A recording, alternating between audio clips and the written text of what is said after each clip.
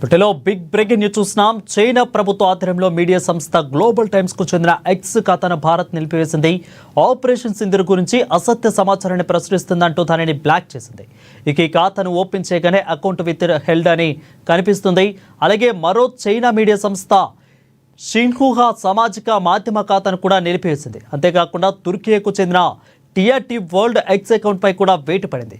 పహల్గా ఉగ్రదాడి ఆపరేషన్ సింధూర్తో భారత బలగాలు బదులు ఇచ్చాయి.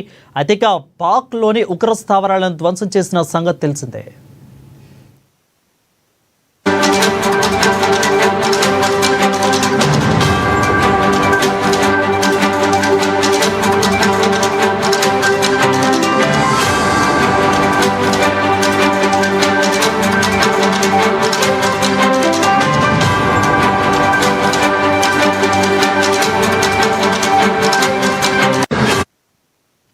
ఇక మన మిలిటరీ ఆపరేషన్ పై గ్లోబల్ టైమ్స్ కవరేజ్ ఉద్దేశించి చైనాలోని భారత దౌత్య కార్యాలయం ఇప్పటికే స్పందించింది.